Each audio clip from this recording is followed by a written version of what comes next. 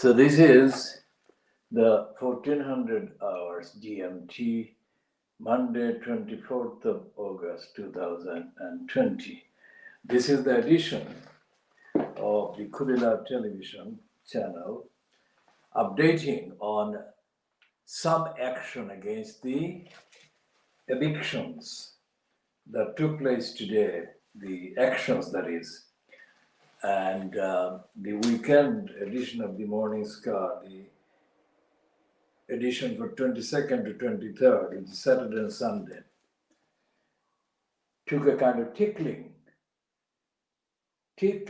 look at the Tories' U-turn on the eviction proceedings, which have been delayed by another 3 weeks. They were supposed to be the ban, the moratorium on court proceedings on evictions was going to be lifted from tomorrow. And that has been put back by another 3 weeks as a result of demands by many people, campaigners and kind of charities, that it would really threaten people's safety and health and more. So the Morning Star is saying that extension of the ban until September the 20th is a last gasp U-turn. And the coverage and the contents of the copy in there is typical Morning Star, and it is not addressing 90% of the factors that cause evictions, that cause homelessness, that cause loss of housing. And today's actions by the London Renters Union outside the Stratford Magistrates Court in Stratford, in the London Borough of Newham, it took place about midday, so about 2 hours ago. It ended about 2 hours ago, and the main number of people turning up for the picket outside the court was not more than 30. That is what we have seen on their online video. But the point has been made. And one of the points that one of the speakers made is very significant, regardless of the number of people turning up. And the point was that one of the two Newham MPs, members of parliament from Newham constituencies, Lynn Brown, apparently is a landlord herself. And the more important allegation against her was that she doesn't reply to emails, phone calls, or messages. The suggestion being that these are communications from campaigners or people affected by evictions and threats of losing their homes. Now, this is consistent with our evidence. We have found that for the last from the beginning of June, so the June, July, August, it's now just short of 3 months since we began making Lynn Brown aware of the legal, constitutional, and evidence-based questions that we have been putting to Newham Council about housing and about the corrupt regime in Newham Council that adds to the hardships and denial and losses of housing rights that are caused by private landlords and others in the community. And if Lynn Brown is herself a landlord, then it is logical that she would not want to put herself publicly having a position about the campaign that is ongoing now, and the campaign will get even stronger against the availability of the option to have people thrown out just like that from their homes. And as we said before, in the previous editions, housing, having a home, is the fundamental human right in the social context, and that is being violated. And this same speaker said that the Labour Party was failing its duty to take a strong position for housing rights. And immediately after that, the same speaker said the name Lynn Brown, and the people listening, the audience in the actual picket, unitedly said negative things about Lynn Brown. Now, we put this on the record for Lynn Brown to understand that the name that is running and the name immediately underneath the face is my name, and I have been sending her copies of the communications, legal question communications, addressed to Neom Council, its media people, its mayor Roxana Fiaz, its deputy mayor in charge of betraying the housing duties owed to the people, John Gray, and dozens of others, including the current cabinet minister, central government, who is fronting the assault on behalf of the Tories and big business to rob more people of their right to homes and housing. And it's Robert Jenrick, who had to issue the extension up to 20th of September of the ban on evictions. It's all confusing and all contradictory and unconvincing, whatever they're doing. And our purpose in this campaign is to keep the actual action awake and everyone watching or everyone following our campaign to be kept posted about everyday events, even if they are small, in terms of number of people turning up, like today outside this Stratford Magistrate School. The principle remains as valid and as strong and as relevant to the economy, to the society, to the community, and the health of the people as it ever was. And in the morning scar on the other days of the week, they are saying that the workplace COVID case is rising. Now, this is actually in contrast to the plug by the Boris Johnson supporting papers who want the schools to be open and the schools to be allowed to return, thus risking children being exposed to the virus and teachers being exposed to the virus, classroom assistants being exposed to the virus. Parents will be visiting, a large number will be visiting, but a significant number of them being put at risk of being exposed to the virus. And so therefore the safety of the people and the pupils and the children is being jeopardized and openly exposed to being attacked by the virus. That is Boris Johnson doing it. And the absence of an alternative to Johnson's agenda coming from Starmer exposes Starmer to other allegations about housing, about migrants. And we are noting in this edition, which will be followed by a full-length edition reviewing the papers of Monday. But this one, we're talking about the fact that we have noticed that a number of Labour Party MPs have at last begun to say what we have been saying for weeks.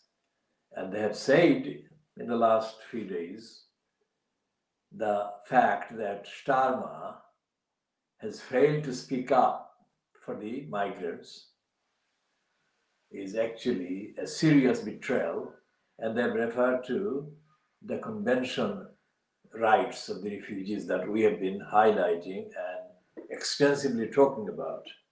So this is the first time some Labour MPs have actually said it. So what we are saying is that that is the beginning, and they should be saying it more strongly, more extensively, and more thoroughly, and should be doing it every day so that they can be rebutting and rejecting the lies against the migrants that Boris Johnson is spewing through the media and through the briefings from the number 10 Downing Street. And so we have a whole range of other issues that are affecting the community and society in this country, and we shall be covering them, updating on them. There is this item about this woman and her daughter being publicly humiliated and beaten up and accused of being thieves by a locally elected so-called equivalent of a kind of councillor in Cox's Bazar area in the Chittagong division in Bangladesh. Cox's Bazar is not far from the camps where the refugees from Burma are having to maintain a kind of existence after they had to flee Burma because of the genocide fronted by Aung San Suu Kyi and her regime of thugs and murderers and massacres. So this thug, who is supposed to be an elected local kind of post holder in the Cox's Bazar area, wanted to marry this girl, and her mother refused permission. And apparently, according to one of the items online I have seen today, this criminal is already married. So there was this additional reason for her mother, the mother of the daughter that he wanted to marry, saying no. So apparently, this thug is a known, notorious abuser of women and presumably girls, because the age differences between age of consent in the UK and in Bangladesh are quite significant. But so therefore lower aged people, lower than the age of consent that is allowed here, are allowed to be married off or getting married, whatever. But this thug, when he was shunned by the mother, he then plotted to smear them by calling them thieves, cattle thieves. And then instead of them getting arrested or dealt with according to the due process, which I shall come to in a minute, they were paraded in the streets and they were beaten up, mother and daughter. And he could only do that if he believed that there was no law, there was no rule of law in Bangladesh, there was no due process in Bangladesh. Due process is understood generally anywhere in the world, objectively, internationally. So this thug, behaving as if he was in a land, in a place, in a territory, in a zone where there was no law, there was no order, there was no touch, there was no sign of any accountability, any respect for the rights of other people, and that he could, effectively what he was doing was that he wanted to rape this girl. Because if they had not agreed to his marriage, then he would have done the equivalent of raping this woman, and they objected to this, and he wanted to punish them for not submitting to his rape, that is violation of their rights in every sense. Now, how could this happen in a country? How could this happen in a country, and how could this happen in an area which is not far from the camp where the refugees from Burma are living, with the still running kind of positive publicity by the international media that the Bangladesh government is allowing these people from terrible, terrible, terrible experience, insecurity and violation and violence against them, as a kind of refuge. And here is a Bangladesh based, quote, locally elected criminal who is parading mother and daughter in public as he is getting them beaten up for not submitting to his rapist kind of cravings and violations against them. How could that happen?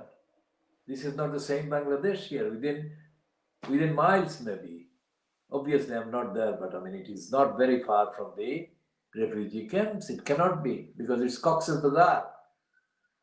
And what it gives as a message to the whole country, Bangladesh, and to the world outside who can see the behavior of this criminal, is that Bangladesh has got no law and order. Bangladesh has got no law and order for ordinary mother and daughter like those two and that family. And how could this happen in front of other people, to the extent that the beating was being filmed and being posted, so therefore there were other people filming it. So if the people could be filming it, how is it that they couldn't stop it? So the question is, they didn't stop it, and they couldn't stop it because most likely they were aware of the power that this criminal had backing him. So the atmosphere is not only no law and order, no due process, but the opposite of the absence of law and order. There is the predominant atmosphere, the culture is to punish anyone who even moderately tends to support the idea of law and order, idea of fairness and fair treatment, an idea of tolerance and respect of people who may say no to a rapist or a sexual pervert and deviant criminal.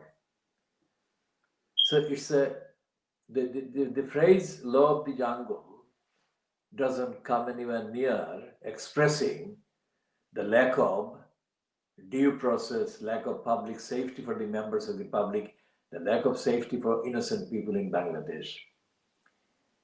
And Bangladesh is a country, all the entries in the public domain about Bangladesh and how it came to become a country, a state in that name, refers to what happened in 1971. And I discussed the role of Zulfikar Ali Bhutto, who sabotaged and prevented Sheikh Mujib from forming the government, which Sheikh Mujib was numerically entitled to form following the December 1970 election. And things went from bad to worse to absolute massacres and mass murders and other commitments of criminal activities on a large scale against innocent people from that obstruction. So anyone who thinks that democracy is just a slogan is so mistaken. Democracy is absolutely central to public safety, human rights, and all the rest of it. Because if the democratic structure doesn't exist, if the due process doesn't exist, if accountability doesn't exist, then the next thing is lack of accountability, lack of safety for innocent people's lives, as happened in the 1930s Germany under the National Socialists, and as widely being predicted will happen in the USA unless the democratic forces rally strongly enough to stop for good the forces of Nazism that Donald Trump embodies and personifies. So, democracy is, of course, full of flaws in many ways, as even Churchill said, that compared to the alternatives, despite the fact that democracy has got flaws, compared to the alternatives to the democracy, the flawed democracy, it is the best that is available. And it is decades since Churchill apparently said this. And I'm saying that it is 72, 73 years in the foundation of the United Nations, which was officially launched on the 10th of August, 10th of December 1948. The violations of democracy, violations of human rights across the world have been taking place without anyone really paying attention to the need for democracy, need for law and order, need for every country to have due process. Now, how many people in Bangladesh can become refugees in England? Not anywhere near enough. There will be never anything like the passage to a place with supposed due process where people can flee Bangladesh and take refuge in. This mother and daughter personified the lack of due process in Bangladesh today, and the lack of due process in Bangladesh right from the beginning, because one reason or another, one excuse or another, one pretext or another has been used by the people who have controlled the levers of power in that country to justify absence of universal human rights and the absence of access to the benefits of basic human rights in due process. This criminal, he may or may not belong to a party, I don't know that personally, but that is immaterial, because party membership is not actually based on principle, it's not based on morality, it's not based on integrity or character. And most certainly, the party membership or positions in the party or any party, especially in a quote ruling party, membership is not subject to be the member or the potential member being scrutinized. There is no scrutiny even when people are being raped. This was an act of an actual rape of this mother and daughter by this criminal, I would say.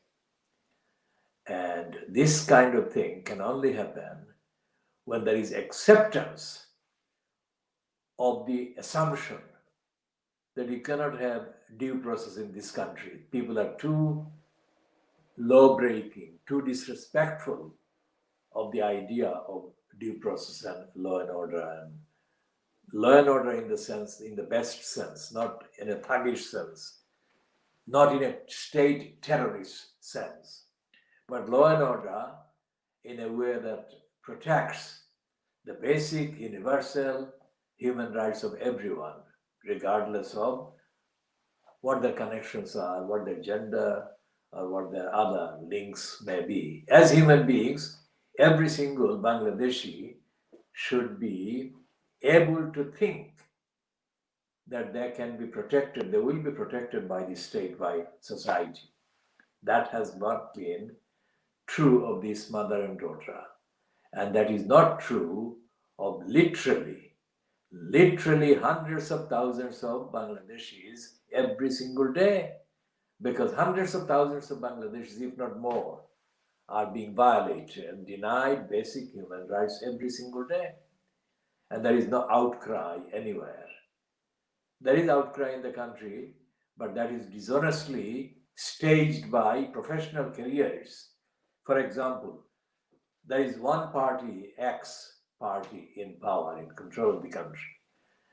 Now, the party that is not in power, but numerically, potentially, is a claimant to be the next party or next government, is not decrying or condemning the treatment of this mother and daughter for moral, ethical, humanitarian reasons. But they are decrying it, they're condemning it because there is political mileage for them against the currently ruling party. And that is the defect inherent in every single careerist political that has ever operated in Bangladesh during the years January 1972 up to today. So it's a long time that Bangladeshis have been deprived of one of the most fundamental human rights that any free country, independent country, liberated country should provide ordinary Bangladeshis, ordinary citizens. And that has not been available. And this woman and her daughter have illustrated just how easy it is to violate women in Bangladesh today. And it is not just ironic, it is doubly ironic because we have seen in Bangladesh two prime ministers who have been women. And what does it show about the so-called claim that woman being leader of the country is a good thing for the women, not for this mother, not for this daughter. So what is going wrong? Something is going wrong. Something is not working for the gender equality and human rights. The other thing is that in Bangladesh there is a man called, there is a post. It's a kind of celebrity hero post as the national poet of Bangladesh, Qazi Nazrul Islam, the rebel poet. And what Nazrul Islam did, he is the one, no other poet. He wrote just about 100 years ago, or just 110 years ago, some of the most liberating feminist poetry that you have ever seen in any language. And what this mother and the daughter have been subjected to captures, encapsulates the spirit of outrage that Nazrul Islam expressed in his poetry about women, including the poem Nari, woman. And he, as the rebel poet, these were his rebel poetry. And he wrote a number of poems. And the fact is that although he is the national poet of Bangladesh, there is no instruction for national education, creating a national due process culture, national liberation for women against oppression, based on the national poet's writings and thoughts and essays and articles and speeches and his conversations. So this is a very bad example, very bad message all round. And we shall be commenting more on this. And this has been, as I have said, and as the running words underneath the image say, this is protected by authoring, writing rights. Anyone can quote, refer to this, but they have to expressly acknowledge the source of where they saw it or heard it. And until the next edition of this program, which will be looking for the first time belatedly at the Fleet Street, London papers of Monday, the 24th of August 2020.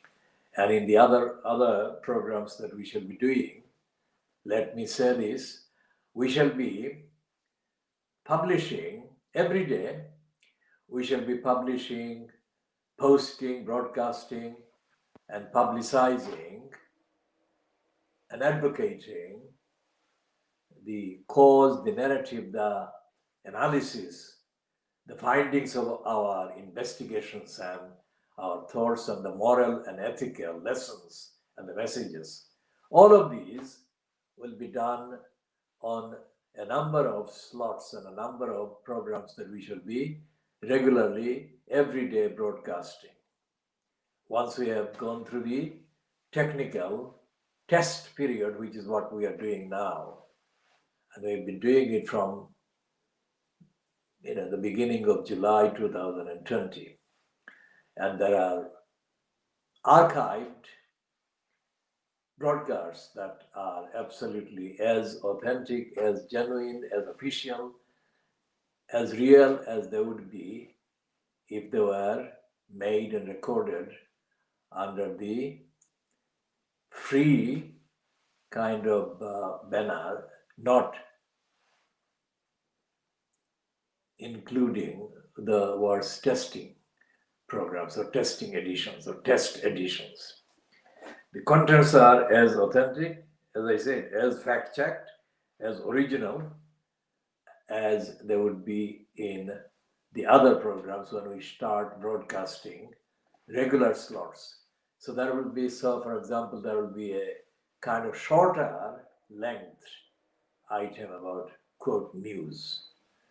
There would be updates on specific issues, and there would be in-depth analysis of issues that matter to the whole community, not just Bangladeshis, but people in the world of all backgrounds and races and ethnicities and genders and persuasions, assuming, of course, that this world, these people don't include the ones that deny other people their human rights, like the Nazis or the racists or the rapists.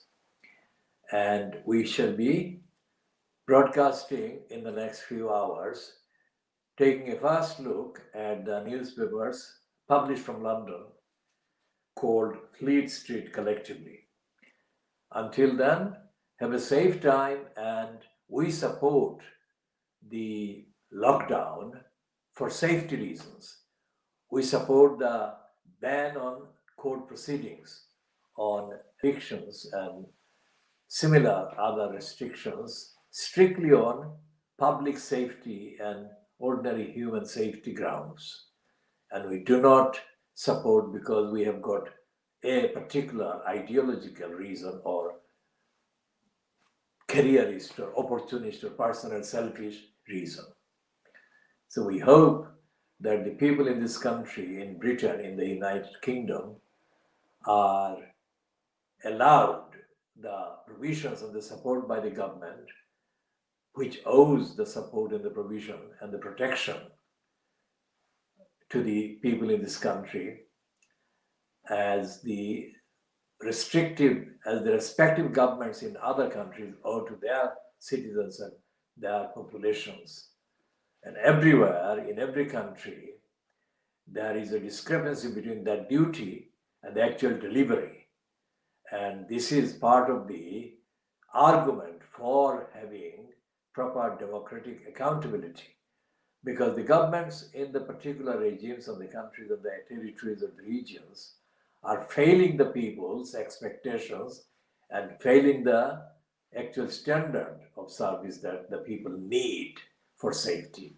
And that is because, and it depends on the proportion, the ratio, the volume or the amount of democracy that is available from the opposition, from the campaigners, from the ethical, moral kind of campaigners in each country, each territory.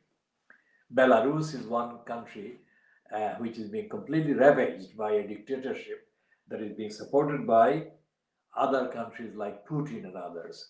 And there is a whole period of kind of movement and campaign going on in Belarus that just illustrates the absolute vital need for people to be active, mentally active, educationally active, and active by getting the correct information, not the false information, and getting actively out of the state of being gullible and open to and susceptible to being treated as zombies. And because that is the clue to people's freedom and liberty in society. Those women that have been beaten up by these pervert in Bangladesh have been deprived of all these values and the protections. So who is going to account for their denial and their depraved behavior by these criminals against these women? Because they symbolize hundreds of thousands of other women in Bangladesh.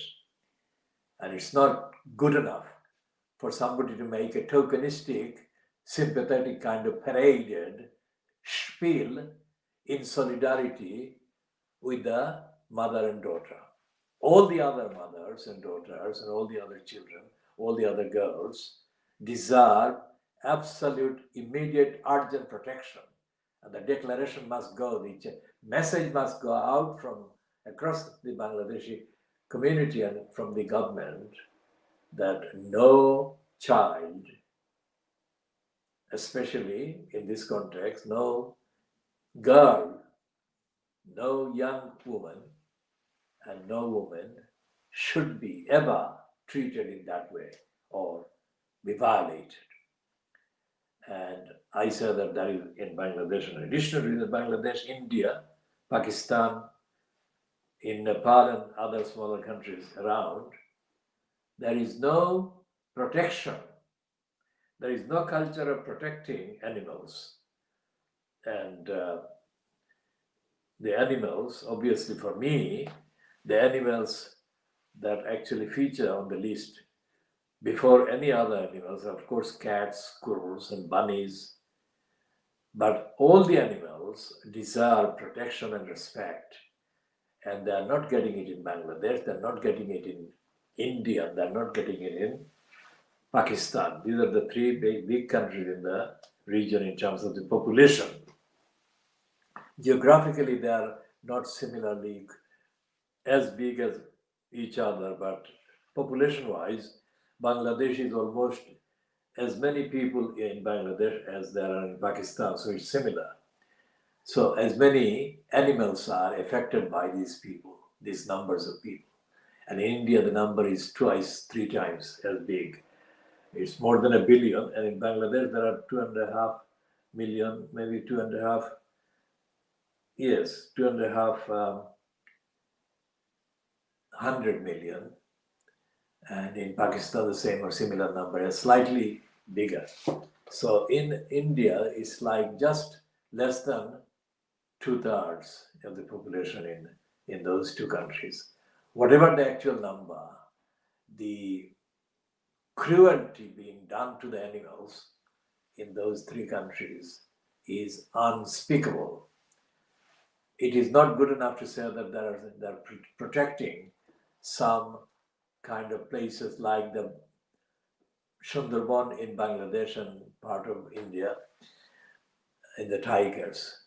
That is not good enough. The tigers deserve to be protected, the elephants deserve to be protected, but protecting some tigers and some elephants does not mean that violating and neglecting and being cruel to other tigers and other elephants in other parts of the countries is the same. It's not, because each animal deserves to be treated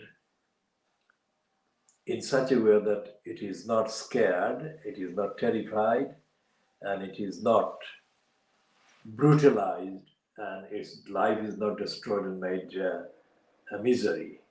So it applies to cats, the squirrels, the bunnies, as well as to the bigger animals and animals of other sizes. And the culture has to be established in all these countries, the culture of showing respect to the animals. So if I come back to the UK and look at the RSPCA, the overhyped Royal Society for the Prevention of Cruelty to Animals, I have to say that it is not good enough.